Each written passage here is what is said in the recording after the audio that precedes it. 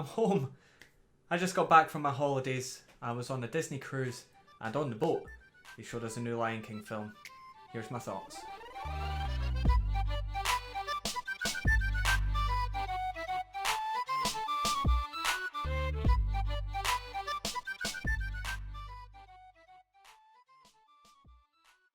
Okay, so as I just mentioned, on the boat they decided to have a premiere the day before it was released in America for the new Lion King remake. So that was last night, and now I'm going to give my thoughts on the remake itself, starting with the cast. So firstly, the young voices of both Simba and Nala nailed it. Absolutely perfect casting.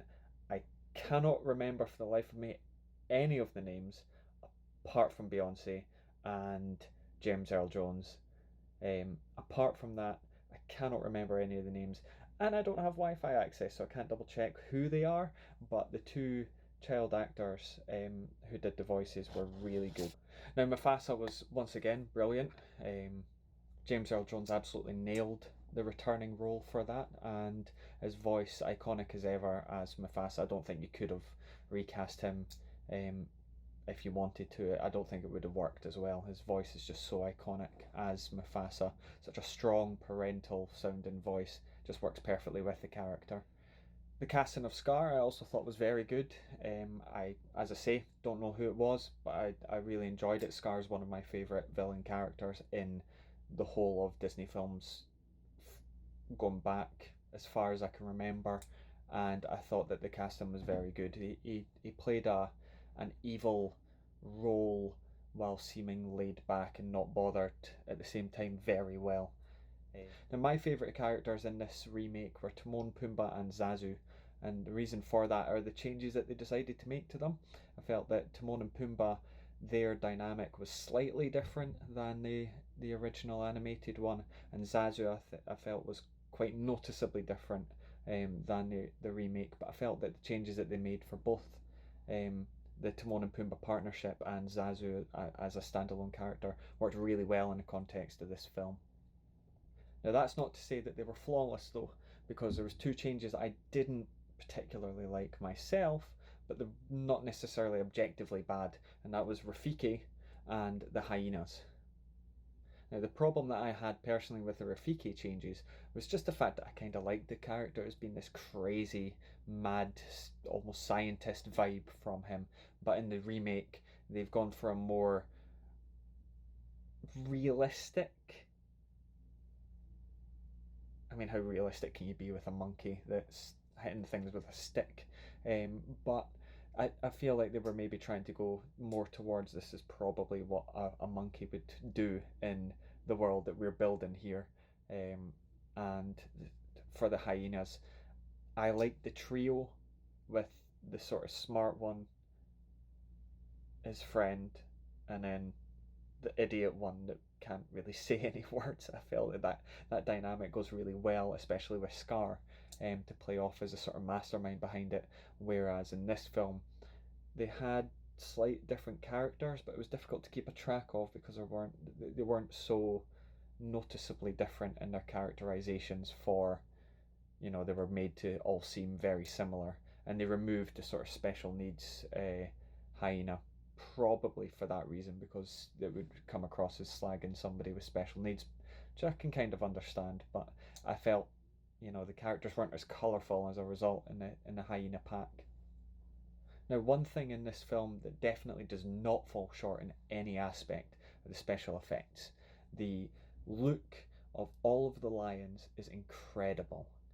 The different places they're trying to portray, whether that be the luscious version of the Pride lands, the elephant graveyard, the um, the place where Timon and Pumbaa live, or the rundown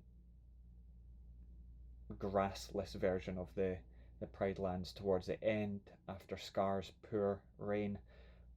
All of them look fantastic. I mean, not necessarily nice. The rundown Pride lands looks horrible, but it looks great from a special effects point of view. And the same can be said about the sounds throughout the film. whether that be the sounds that the animals are making when they don't have a human voice, and just down to stuff like the noises that the hooves were making during the stampede scene, where there was no noticeable difference from what I'd expect it to sound in real life. So the special effects to me really didn't take me out of the film in any time, where they quite easily could have if they weren't nailed perfectly. Now, obviously, you can't talk about The Lion King without talking about the songs, and for me, they were all very good. Circle of Life was immense. Uh, the theatre that they had us all sitting in was packed to the brim with people, and there was a buzz in the air when that song was on, and understandably so, because it is the whole opening to the film, and it would be odd if people weren't excited for it. And then that sort of followed on the whole introduction sequence, leading all the way up to the rising of baby Simba by Rafiki, and then the title card, The Lion King. It was, that was exactly what you expected when they said they were doing these remakes, and then you found out they were doing the Lion King remake. That's the scene I think that most people were waiting for, and they to me they did it absolutely perfectly. Then following on from there, you've obviously got other songs like I Just Can't Wait to Be King, which I felt they did a really good job at taking the fantastical animated version and making it a lot more realistic for the remake to sort of fit in with the world they were creating. Um, it's it looks like a hectic situation where Zazu's trying to keep a track of them and they're trying to escape from him, but it looks real. It's a real watering hole, real animals going about their real business, and running away when they would be prey normally and stuff like that. So I thought that was really well done. And the same can be said about Hakuna Matata. I felt like the progression that they did through that song, which obviously leans heavily on the progression through the animated version, even including the change from young to older Simba. Um, they did almost a scene by scene replica of it, and it does really well in that song. Just a personal little complaint about the songs. There was only two things that I didn't like, and it was from both of the two older main characters. It's a nitpick that I have with a lot of singers um, these days, and it's over riffing. It's one of the reasons why I'm not a huge Ariana Grande fan, but to me, over riffing a song can ruin it, and just the over riffing by older Simba, so Daniel Glover, just at that first verse when he comes in, made me cringe a little bit. Now, I'm not saying it's objectively bad, don't get me wrong, some people love it, and note wise, it didn't sound bad.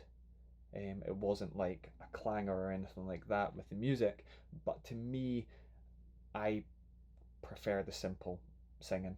And the same thing happened with Beyonce during Can You Feel the Love Tonight, the last chorus, I think it is. Um, it was, I couldn't keep a track of where I thought the notes were going to go, and I know that song pretty well.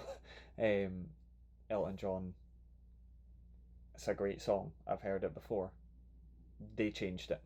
And to me, I didn't like that. But as I say, I know that is just my opinion. It's not an objective fault with the film.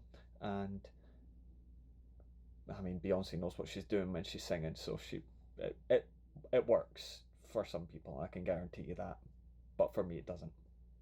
The only big complaint I have about the music is Scar's song. It's basically not in the film, and that sucks because it's bloody brilliant.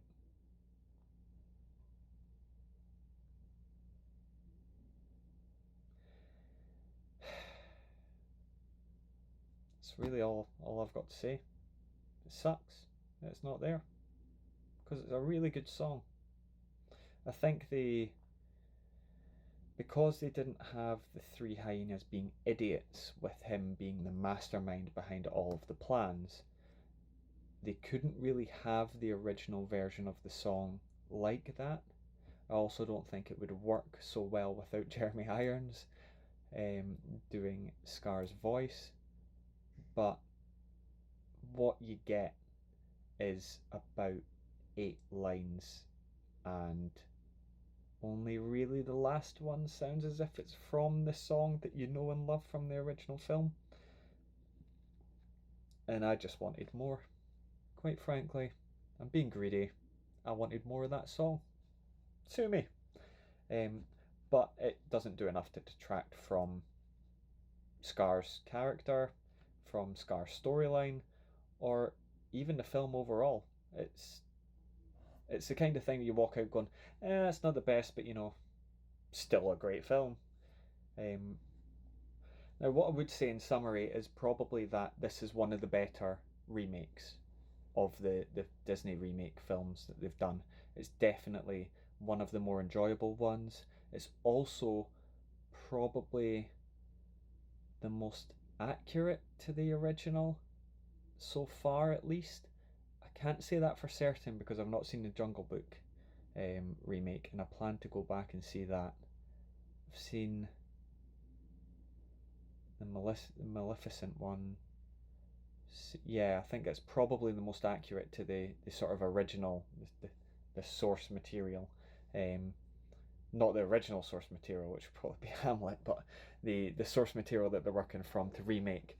It's probably the most accurate to that, and I mean, it's one of the most beloved films of all time. If they tried to change it drastically, I don't think it would have worked. Then it would have reached gained a bit of backlash for that. And yeah, I think it's partly due to their awesome casting, their incredible special effects, and the source material's music helps a lot. I mean, that's classic music. Even if you do it pretty well, people still love the film because it's such a good original film. Now, I'm going to have to interrupt myself on this. I have one more complaint that I've thought about since I saw the film, and that is with the animation style. Now, obviously, they've gone for a very photorealistic style in this film, and while I think it looks gorgeous, I do think they lose some of the character's ability to show emotion through that change, and it's an inherent problem with creating a photorealistic lion. You can't have as much facial animation, emotion-based animation as you can if you decide to go for the original 2D animation style with the original film. Apart from that, my thoughts widely haven't changed on the film. I actually quite enjoyed it. Yeah, there's not really much to say more than what I said on the boat. But what I want to know is what you guys think. So if you can comment below and let me know. If you liked the video, please leave a like. Subscribe to me. I've got more videos coming soon. I've decided to do a review of each of the Disney parks in Orlando, Florida, where I visited, and also the Universal parks there as well. No water parks though, because we didn't visit them.